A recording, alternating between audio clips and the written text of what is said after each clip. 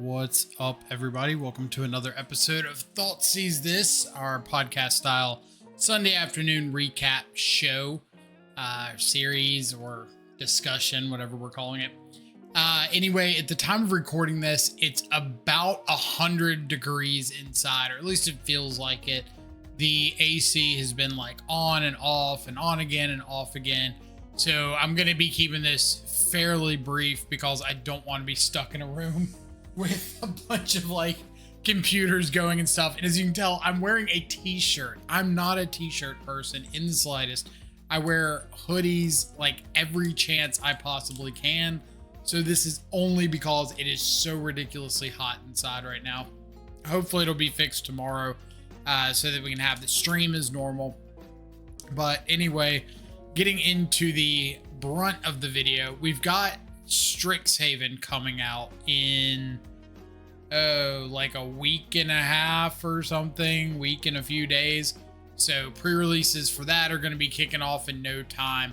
I'm planning a little bit on a video going over a few cards out of the set, specifically for the Dimir archetypes or the Blue Black X archetypes, for Reanimator, for Oculus, for the Fair Frog decks, Flash decks, whatever. There's a few cards here and there that I think are kind of interesting. I don't know if anything's going to make a big splash, but it's always fun to try some stuff out, see what happens. Anyway, RCQ season is upon us. Tournaments are officially kicking off, so people are curious about what I plan on registering, which is where the majority of the content for today's video is going to come from. Just kind of answering a few quick questions that pop up pretty consistently and give you an idea of what my thoughts are. So maybe you can take that info into your next RCQ. I have been really big on Esper Frog recently, mainly Dimir as a base in the main deck, splashing white out of the sideboard for some sideboard pieces like Pest Control, Stony Silence. The 75 that I'm on at the moment, I'll have linked down in the description of the video. It goes directly to the Mox field for this deck. And what it also has that I just updated today is on the far left side, you can know you're on the right deck list because it'll say Esper Frog, and it'll also have this little primer tag on here. And if you go right below the name down to primer, right above where the picture of the Psychic Frog is, and click there, it will bring you to my sideboard notes. And this is how I sideboard in about the top 15 matches in Modern. So everything from like Boros Energy, Jeskai Blink, Affinity, Amulet, down to Zoo, Belcher, Living In, Dimir Flash, decks like that. So if you're interested in that, and if you're interested in seeing my 75 and how I sideboard, it's all going to be over on the Mox field. I'm going to try my best to keep it updated as any cards get definitively moved in and out of the 75.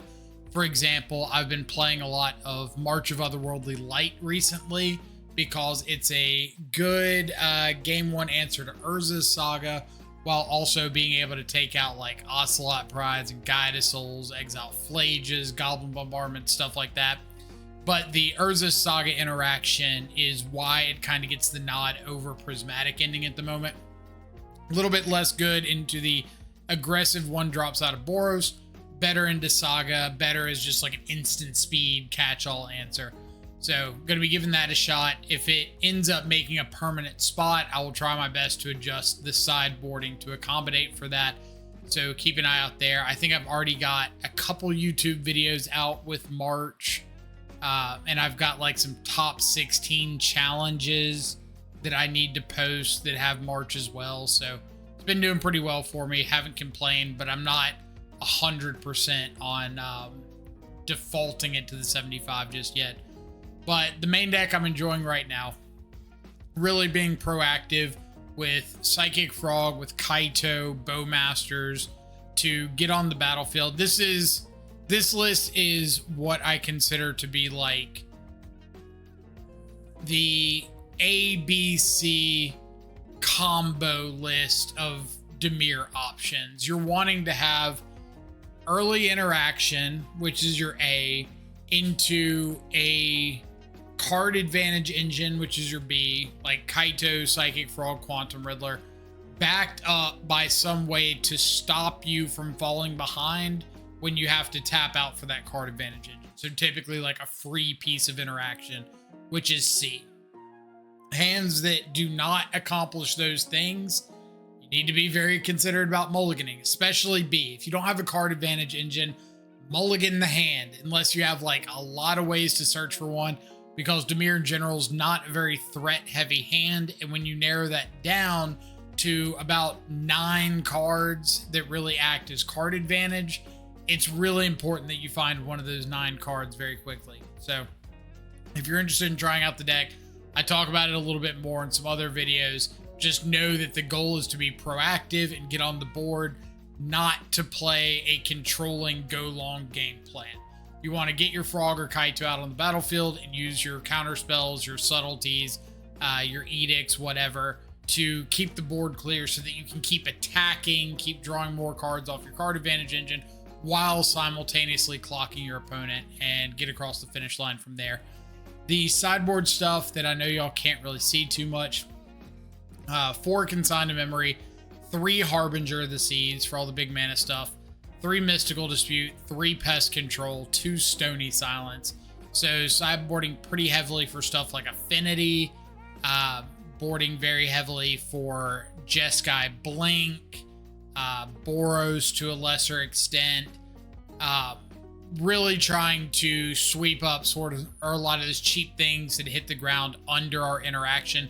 If you are wanting to try out the March of Otherworldly Lights, I'd recommend it over the 3rd Force Negation and the 3rd Spell Snare. I've also seen people in the Discord mention like Tameo over those same spots. Same idea. If you're just wanting to be on the board more aggressively a different way, Tameo also works there. But those are the spots that I would ultimately look at trimming out most consistently. Sideboard wise, I mentioned my entire guide is in the primer of the video here, completely free, or the primer of the deck list here. Force Negation, Spell Snare are probably like the 2 cards I board out the most. So if you're wanting to trim down on those, I wouldn't hate it, but I think they're both pretty good into Boros, which is unfortunately a large part of the RCQ metagame. But if you do end up using the list and it works for you, feel free to tag me. Let me know when you post those Twitter deck list pics. If it doesn't work for you, feel free to come on over to the Discord and yell at me so I know what to adjust going forward. But we will be running some more challenges in the near future live on stream. If we have the viewership for it and the interest for it, I'm going to try to schedule some extra ones because I know people are really revved up for competitive Modern season right now. And since we got a while, we might as well soak it up and enjoy the time. So other than that, I hope you all have a fantastic rest of your weekend. Stay safe, enjoy some good food and company. I will catch y'all back live tomorrow, assuming the AC is working by then. Adios for now.